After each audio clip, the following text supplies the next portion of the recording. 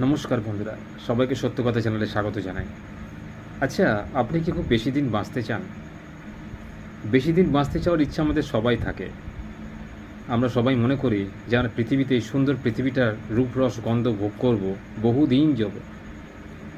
বহুদিন ধরে ভোগ করতে হলে আমাদের কিছু কিছু ট্রিক্স বা কিছু কিছু পন্থা অবলম্বন করতে হয়। এই ট্রিক্সগুলো কী কী আমি সেই নিয়ে কিছু কথা বলবো। প্রথমত, বহুদিন বাঁচতে গেলে আপনাকে পরিবেশের সঙ্গে নিজেকে খাপ খাওয়াতে হবে। অর্থাৎ আমরা আমাদের ইচ্ছামতো কিন্তু পৃথিবীতে থাকতে পারি না। অর্থাৎ জন্ম মৃত্যু বিয়ে তিন বিধাতা নিয়ে এই প্রবাদ বাক্যটা আমরা সবাই শুনে থাকি। তো সেই মতো কিন্তু আমাদের জীবনেও এর ইমপ্লিমেন্টেশন ঘটে। কারো ইচ্ছাতে জন্মগ্রহণ যেমন হয় না, কারো ইচ্ছাতে বিবাহও হয় না, কারো ইচ্ছাতে পৃথিবী থেকে সে চলেও যায় না, অর্থাৎ তার জীবনে পরিসমাপ্তিও হয় না। প্রত্যেকের একটা আলাদা আলাদা আয়ুষ্কাল থাকে তার পূর্বজন্মের কৃতকর্মের ফল অনুযায়ী। কিন্তু আমরা সবাই আকাঙ্ক্ষা করি যে আমরা বেশি দিন বাঁচবো, আরও ভালো করে বাঁচবো, পৃথিবীর রূপরস গন্ধটাকে ভোগ করব, সারা পৃথিবী ঘুরব, প্রকৃতি মাকে দু চোখ ভরে দেখব।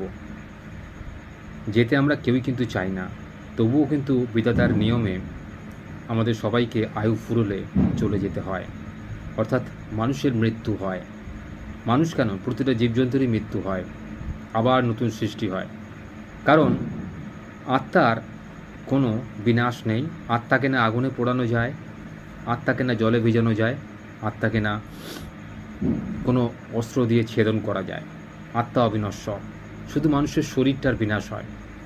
যে শরীর জীর্ণ জরাজীর্ণ হয়ে গেছে, রোগগ্রস্ত হয়ে গেছে, সেই শরীরকে ছেড়ে আত্মা এক নতুন শরীর খুঁজতে শুরু করে এবং সেই শরীরে গিয়ে আত্মা প্রবেশ করে।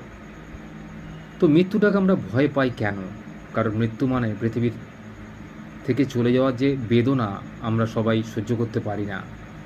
আমরা আমাদের আত্মীয় স্বজন, বন্ধু বান্ধব, স্বামী স্ত্রী, পুত্র সন্তানকে ছেড়ে পৃথিবী থেকে চলে যাব, এই চিন্তা, এই মায়া আমাদের মনকে আচ্ছন্ন করে রাখে। আমরা বেদনাহত হয়ে পড়ি।